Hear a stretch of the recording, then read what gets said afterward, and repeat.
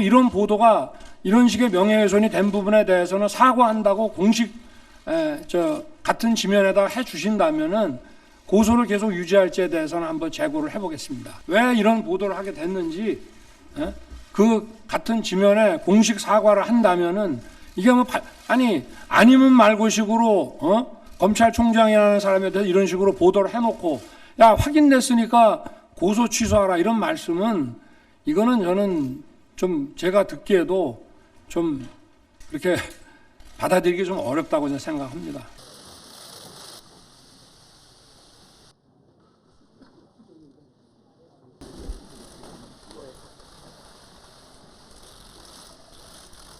한겨레 신문에서 얼마 전에 검찰총장님께서 윤중천 씨와 알고 있다 이런 식의 기사가 나왔습니다. 먼저 제 의견을 말씀드리면 이 기사는 대단히 잘못된 기사라고 생각을 합니다. 저는 그 검찰총장께서 이 문제를 언론에 대해서 문제를 삼는 취지도 충분히 알겠고 또 끝까지 하시겠다고 하면 그걸 말릴 권리가 누구에게도 없다고 생각을 합니다.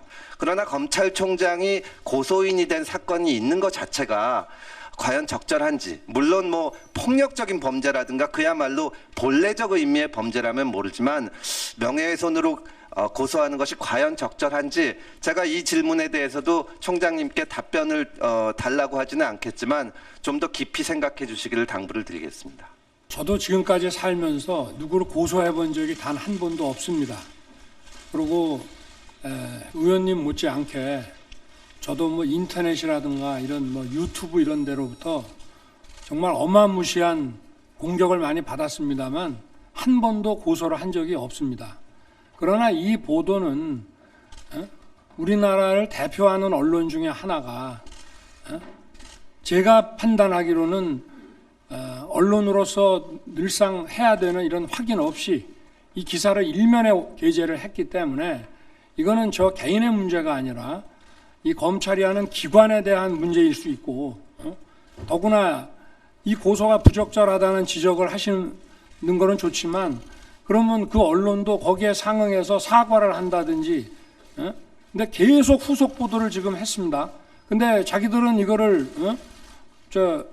무슨 조사를 안 했다는 식으로 얘기를 하지만 그 보도는 검찰총장이 윤중천한테 별장에서 접대받았다는 내용을 계속 그 독자들에게 인식시키는 그런 내용입니다.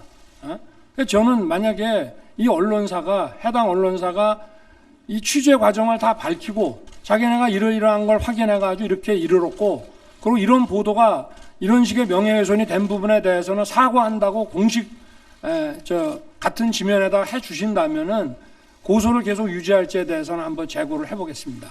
네. 여러 정황들이 여러 관계자들이 증언을 함으로써 사실이 없어졌는데 이제 그러면 됐지 계속 고발을 유지할 필요가 있을까 고소를 유지할 필요 있을까 하는 것은 총장으로서도 한번 단도직입적으로 딱 한번 부러지게 얘기해 보세요. 아니, 제가 아까 금태섭 의원님 질문에 대해서 제가 말씀을 다 드렸는데요. 저는 고소라는 걸 해본 적 없습니다.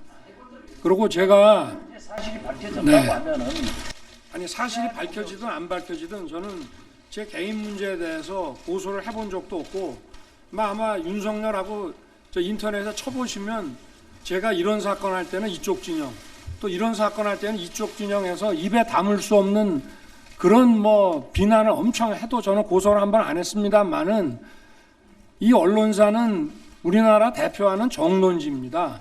그러니까 사과를 저는 받아야 되겠습니다. 그렇다면은 왜 이런 보도를 하게 됐는지 그 같은 지면에 공식 사과를 한다면은 이게 아니면 말고식으로 검찰총장이라는 사람에 대해서 이런 식으로 보도를 해놓고 야 확인됐으니까 고소 취소하라 이런 말씀은 이거는 저는 좀 제가 듣기에도 좀 이렇게 받아들이기 좀 어렵다고 저는 생각합니다. 예, 수고하셨습니다.